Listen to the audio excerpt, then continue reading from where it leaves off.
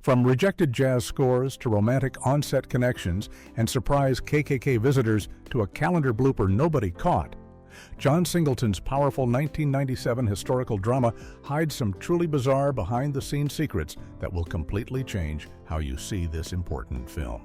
Fact 1. Wynton Marsalis's original score was rejected. When director John Singleton set out to make Rosewood in 1996, he knew the film's music would be crucial to telling this powerful story about the 1923 massacre in Florida. So he turned to one of the most celebrated jazz musicians in America, Wynton Marsalis, the legendary trumpeter and composer who had won multiple Grammy Awards and a Pulitzer Prize for his work. Marsalis seemed like the perfect choice to capture the authentic sound of the 1920s Deep South, and he threw himself into the project with serious dedication. He researched the period extensively and crafted a score that reflected the documentary-style realism he felt the subject matter demanded. His approach was rooted in the actual musical traditions of the era, aiming for historical accuracy and emotional restraint that would honor the real victims of the tragedy. But there was a problem. When Singleton heard Marsalis's compositions, he realized they weren't working for the film he was making. While Marsalis had created something authentic and respectful, Singleton needed music that could support the dramatic action sequences and heighten the emotional impact of key moments throughout the movie. The director felt that Marsalis's documentary approach, though historically accurate, didn't provide the sweeping orchestral power that the film's most intense scenes required. It was a difficult decision, but Singleton made the call to replace Marsalis with someone who could deliver a more traditional Hollywood score. He brought in John Williams, the legendary composer behind Star Wars, Jaws, and countless other blockbusters. Williams's approach was exactly what Singleton needed: grand, emotional, and perfectly calibrated to support the film's dramatic storytelling, even if it meant sacrificing some of the historical authenticity that Marsalis had brought to the table. Fact 2. Marsalis released his rejected score. Anyway, most composers would quietly file away their rejected work and move on to the next project. But Wynton Marsalis isn't most composers. After John Singleton replaced him on Rosewood, Marsalis didn't let all his research and composition work simply disappear into a drawer somewhere. Instead, he took the music he had created for the film and transformed it into something completely his own. 3 years after the movie's release in 1999, Marsalis released an album called Real Time through Sony Classical Records. The album featured his original Rosewood compositions alongside other pieces he had written for film and television projects over the years. It was Marsalis's way of proving that his work had value, even if it hadn't fit the specific needs of Singleton's vision for the movie. The album included several extended jazz compositions that captured the spirit and tragedy of the Rosewood Massacre through Marsalis's unique musical lens. Critics and jazz enthusiasts responded positively to the release, appreciating Marsalis's sophisticated approach to scoring and his ability to blend traditional jazz elements with cinematic storytelling. Real Time climbed to number 17 on Billboard's Top Jazz Albums chart, showing that there was definitely an audience for Marsalis's more restrained, historically authentic approach to the Rosewood story. The success of the album vindicated Marsalis's original vision and gave listeners a chance to hear what might have been if his score had remained in the final film. It also demonstrated that sometimes creative differences don't have to mean the end of good work. They can just lead to different outlets for artistic expression that reach different audiences in different ways.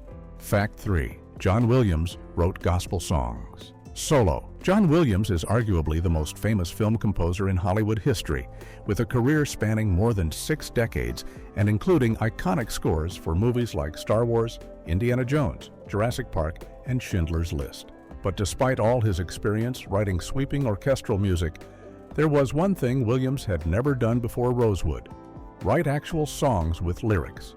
Throughout his legendary career, Williams had always focused on instrumental composition, crafting melodies and themes that supported the action on screen without words. The idea of sitting down to write gospel songs for Rosewood represented completely new territory for the 70-something composer, and it pushed him out of his comfort zone in a fascinating way. For Rosewood, Williams composed 3 original gospel songs that would be performed by the film's characters during church scenes and other moments throughout the story. The songs included Look Down Lord, Precious Memories, and Light My Way. each designed to capture the spiritual strength and community bonds of the black residents of Rosewood before the massacre destroyed their town. Williams worked to ensure the songs felt authentic to the period and the African-American gospel tradition, even though he was stepping into musical territory he had never explored before in his career. The songs needed to sound like they could have actually been sung in a 1920s Florida church, not like compositions from a Hollywood composer trying to imitate that style. Williams succeeded in creating music that felt genuine and emotionally powerful, adding another dimension to his already remarkable resume. The experience proved that even legendary artists in their 60s can take on completely new challenges and deliver work that honors traditions outside their usual expertise. Fact 4. The lead character never existed. If you watch Rosewood, you'll probably assume that Ving Rhames' character, a mysterious armed man who arrives in town just as the violence begins, was based on a real person who helped save lives during the actual 1923 massacre. The character, simply called Man, becomes the film's hero, a Western-style gunslinger figure who helps residents escape and stands up to the white mob with courage and skill. Man drives much of the film's action and provides audiences with someone to root for as the terrible events unfold. But here's the strange truth. Man never existed at all. He's a completely fictional creation invented by the screenwriter to give the film a central protagonist and to structure the story in a way that would work for Hollywood audiences. The real Rosewood Massacre, which took place over several days in January 1923, involved actual community members and their desperate attempts to survive and escape the violence. But there was no mysterious armed stranger who rode into town to save the day. Some historians have pointed to a possible inspiration for the Man character in an unverified report that appeared in the Chicago Defender newspaper, which mentioned a soldier named Ted Cole who supposedly helped during the massacre. However, there's no solid historical evidence that this person actually existed or played any role in the events. Director John Singleton and screenwriter Gregory Poirier made the creative decision to invent Man as a way to give the film a traditional hero figure and to create action sequences that would appeal to mainstream audiences. This choice sparked some controversy among historians and family members of actual survivors who felt that the fictional hero overshadowed the real people who lived through the tragedy and that the film prioritized entertainment over historical accuracy. Fact 5. Real-life couple played on-screen spouses. When you watch Don Cheadle and Bridget Coulter play Sylvester and Gertrude Carrier in Rosewood, there's a natural chemistry between them that makes their on-screen marriage feel completely authentic and lived in. That's because Cheadle and Coulter weren't just acting. They were actually a couple in real life who had been together for several years by the time filming began. The two had started dating back in 1992, 4 years before Rosewood went into production, so they already had that comfortable relationship dynamic that the roles required. This real-life connection made their scenes together feel especially genuine, as they didn't have to manufacture the kind of intimacy and understanding that comes from years of partnership. In the film, Sylvester Carrier was based on a real person who played a crucial role during the massacre, defending his home against the mob, and Gertrude was his wife who witnessed the horrific events alongside him. Cheadle and Coulter brought depth and authenticity to these roles, portraying a couple trying to protect their family and community during an unimaginable crisis. What makes their casting even more interesting is what happened after the film. Cheadle and Coulter continued their relationship for decades after Rosewood wrapped, becoming one of Hollywood's longest-lasting couples, even though they kept their personal lives relatively private compared to other celebrity relationships. They didn't actually get married until 2020, an incredible 28 years after they first started dating and 24 years after they played husband and wife on screen. Their eventual marriage came as a surprise to many fans who had assumed they'd been married all along, but Cheadle and Coulter had simply chosen to take their time with that particular commitment while building a life and family together over nearly 3 decades. Fact 6. The towns were built from scratch. You might assume that when John Singleton decided to film Rosewood, he would shoot on location in Levy County, Florida, where the actual massacre took place in 1923. But the production team quickly realized that wasn't going to work. The real Rosewood had been completely destroyed during the massacre, and nothing remained of the original town except memories and historical records. Even the surrounding area had changed dramatically over the 70-plus years since the events, with modern development making it impossible to recreate the look and feel of a 1920s rural Florida community. So the production made an ambitious decision. They would build the entire town from scratch in a different location. The construction took place in Lake County, which is in central Florida, hundreds of miles away from where Rosewood actually stood. The production design team, led by Paul Silbert, didn't just throw up a few facades for the cameras. They built nearly 50 complete houses, constructed an entire railroad track that actually functioned, and created two separate towns, the predominantly black community of Rosewood and the nearby white town of Sumner. Every building was designed to look historically accurate, with period-appropriate materials and construction techniques that matched what would have existed in 1923. The railroad was especially important because trains played a crucial role in the real events, providing the main escape route for survivors fleeing the violence. The scale of the construction was enormous, essentially creating a fully functional early 20th century settlement that could be filmed from any angle without revealing modern intrusions. When filming wrapped, the production left behind these elaborate sets, and their fate remained uncertain for some time. The sheer scope of building two complete period towns demonstrates how seriously the filmmakers took the visual authenticity of the project, even while taking liberties with other aspects of the story. Fact 7.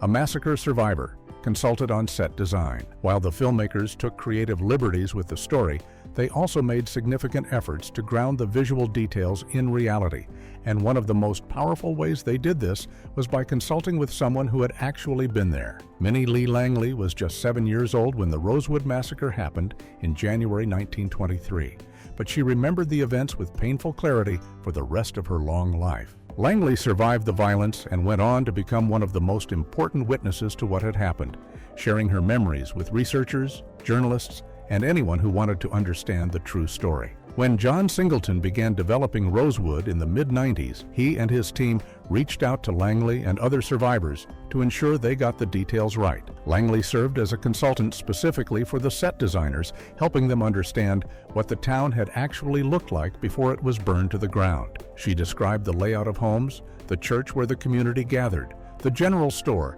and the other buildings that made up the small settlement. She shared memories of how people lived their daily lives, the clothing they wore, the way families arranged their homes, and countless other small details that could only come from someone who had experienced the place firsthand. Her contributions helped the production design team create sets that felt authentic and lived in, rather than just historically accurate on paper. For Langley, participating in the film was likely a complicated experience, seeing a Hollywood recreation of the community she'd known as a child and the terrible events that destroyed it. But her willingness to contribute her memories ensured that at least the visual representation of Rosewood honored the reality of the place, even if the script invented characters and dramatic elements that never existed. Fact 8. The film has a calendar error. Movies set in specific historical periods usually pay careful attention to details like dates, making sure everything lines up correctly to maintain accuracy and avoid breaking the audience's immersion. But somehow, Rosewood features a calendar mistake right in its opening title sequence that anyone with access to a calendar could have caught. The film begins with a title card establishing the date as Thursday, December 31st, 1922, setting up the timeline for the events that would unfold just days later in early January 1923. The date seems specific and authoritative, exactly the kind of detail that grounds a historical film in reality. There's just one problem. December 31st, 1922 was not a Thursday. It was actually a Sunday. This might seem like a minor continuity error, the kind of small mistake that wouldn't matter much in the grand scheme of things. But it's strange that nobody caught it during the months of pre-production, filming, and post-production that went into making Rosewood. Multiple people would have looked at that title card: the screenwriter, the director, the editor, the production designer, and probably dozens of others involved in the film. Checking the day of the week for a historical date isn't particularly difficult, especially when you're making a film that's explicitly marketed as depicting real events. The error made it all the way through to the final cut that was released in theaters in February 1997, and it's been there in every version of the film since. It's the kind of mistake that drives history enthusiasts and detail-oriented viewers a little bit crazy, because it's so easy to verify and fix but somehow nobody did. Fact 9. KKK members visited the set during filming. Making a film about racial violence in the American South comes with certain risks, and the production of Rosewood encountered a disturbing reminder of that fact during the construction of their elaborate sets. In December 1995, while the crew was building the replica towns in Lake County, Florida, producer John Peters revealed that 2 men claiming to be members of the Ku Klux Klan showed up at the construction site. These individuals didn't try to hide their affiliation or their intentions. They came specifically to ask questions about what the production was planning to do with the film and to make it clear that they were paying attention to the project. Peters described the visit as a strong warning, though the men didn't make any specific threats that would have involved law enforcement. Still, the implication was clear enough. There were people in the area who weren't happy about a major Hollywood production coming to Florida to tell the story of racist violence against a black community. The incident forced the production to take security seriously throughout the filming process, knowing that the subject matter might attract unwanted and potentially dangerous attention. It's a stark reminder that while the Rosewood massacre happened more than 70 years before the film was made, the attitudes and organizations that enabled such violence hadn't completely disappeared. The production continued despite the intimidation attempt, but the visit must have been unsettling for everyone involved, particularly for the black cast and crew members who were working to tell this important story. The fact that KKK members felt comfortable enough to directly approach a film production in the mid-90s shows how bold some extremist groups remained, even in the modern era. Fact 10. It was a box office bomb. Despite critical praise, when Rosewood premiered in February 1997, it received overwhelmingly positive reviews from critics who praised its powerful storytelling, strong performances, and John Singleton's direction. The film currently holds an 87% rating on Rotten Tomatoes, indicating that the vast majority of critics recommended it to audiences. Roger Ebert and Gene Siskel, the most influential film critics in America at the time, both gave the movie enthusiastic reviews and discussed it as an important piece of historical filmmaking. Everything seemed to suggest that Rosewood would find an audience and succeed commercially, especially given the critical acclaim and the fact that Warner Brothers was putting serious marketing muscle behind it. But audiences stayed away. The film struggled from its opening weekend and never gained momentum at the box office. By the time its theatrical run ended, Rosewood had grossed only about $13 million domestically. Different sources report different production budgets for the film, with estimates ranging from $17 million to $31 million, but even using the lowest estimate, the movie failed to recoup its costs from domestic ticket sales alone. This was a significant disappointment for everyone involved, particularly for John Singleton, who had delivered both a critically praised film and a commercial failure. The reasons for the box office disappointment are complicated and were debated extensively at the time. Some industry observers suggested that audiences weren't interested in such a difficult and painful subject matter, while others pointed to competition from other films that opened around the same time. Whatever the reasons, Rosewood's failure at the box office meant that fewer people saw this important story than the filmmakers had hoped, and it likely made studios more hesitant to greenlight similar historical dramas about racial violence in America. Fact 11. It went straight to video outside America. The disappointing domestic box office performance of Rosewood had consequences beyond just the film's profitability in the United States. Warner Brothers made the decision not to give the film a theatrical release in international markets, instead sending it directly to video and television in countries around the world. This was a significant downgrade from the theatrical release the film received in America, where it played in multiplexes and art house theaters across the country. International audiences who might have been interested in seeing Rosewood on the big screen never got that opportunity. They could only rent or buy the video or wait for it to appear on television in their countries. What makes this decision particularly strange is that Rosewood had been selected for competition at the Berlin International Film Festival, one of the most prestigious film festivals in the world. The film screened at the 47th Berlin International Film Festival in February 1997, where it competed for major awards alongside other serious dramas from around the globe. Festival audiences in Berlin saw the film theatrically and had the chance to appreciate John Williams' score, the elaborate production design, and the powerful performances on a proper cinema screen. But regular moviegoers in Germany and throughout Europe never got that same experience. The same was true for audiences in Asia, Australia, Latin America, and everywhere else outside the United States. Warner Brothers apparently decided that the film's disappointing American box office meant it wouldn't be worth the cost of theatrical distribution in other countries, so they chose the cheaper option of releasing it directly to home video. This meant that Rosewood's international audience was much smaller than it might have been, and the film never had the chance to find viewers abroad who might have responded to its story differently than American audiences did. Fact 12. It competed against Booty Call opening weekend. The timing of a film's release can make a huge difference in its commercial success. And Rosewood had the misfortune of opening the same weekend as a very different kind of movie aimed at many of the same potential audience members. On February 21, 1997, Warner Brothers released Rosewood wide in theaters across America. That same weekend, Columbia Pictures released Booty Call, a raunchy comedy starring Jamie Foxx and Tommy Davidson about two couples navigating a night of romantic mishaps. The films could hardly have been more different.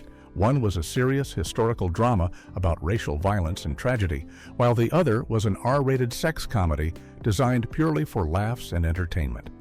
The box office results from that weekend sparked immediate debate in the entertainment industry and among cultural commentators.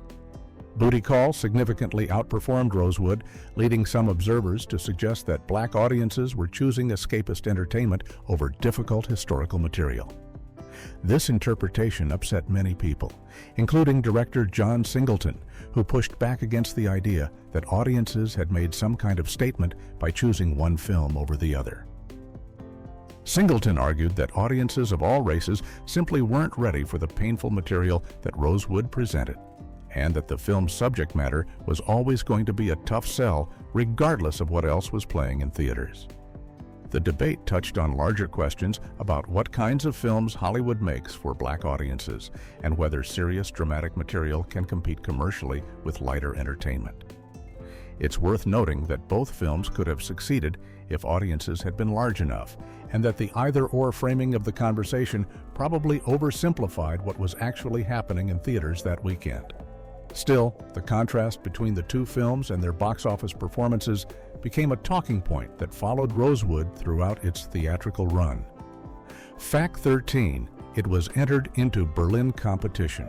While Rosewood struggled to find an audience in American multiplexes, the film received recognition from one of the most important international film institutions in the world, the Berlin International Film Festival, known in German as the Berlinale, selected Rosewood as one of its official competition entries for the 47th festival in February 1997. This was a significant honor, as the Berlin Festival is considered one of the big three film festivals alongside Cannes and Venice, and competition slots are limited to films that the selection committee considers worthy of serious artistic consideration and international attention. Rosewood screened in Berlin alongside that year's eventual winner of the Golden Bear, the festival's top prize. The People vs. Larry Flint, directed by Milos Forman and starring Woody Harrelson, took home the main award, but Rosewood competed in the same category against other prestigious films from around the world. The festival setting gave Rosewood exposure to international critics, distributors, and industry professionals who might not have otherwise paid attention to what could have been dismissed as just another American studio drama. Festival audiences in Berlin responded to the film's powerful subject matter and strong performances, even if it didn't ultimately win any of the major prizes. The Berlin selection demonstrated that the film had qualities that resonated beyond the commercial calculations of the American box office, and it gave Rosewood a level of prestige that might have helped it find audiences through other distribution channels over time. The festival screening also meant that at least some European audiences got to see the film properly projected in a theater, even though most people in Europe would only encounter it later on video. Fact 14.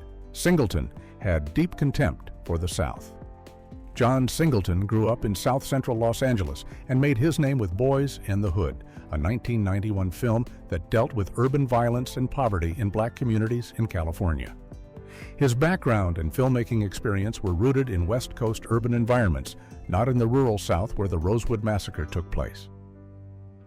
When Singleton was first approached about directing Rosewood, he was surprisingly resistant to the project, and his reasons went beyond simple scheduling or creative differences. In interviews, Singleton admitted that he had what he called deep contempt for the American South and its history of racial violence and oppression. Singleton's feelings were visceral and personal.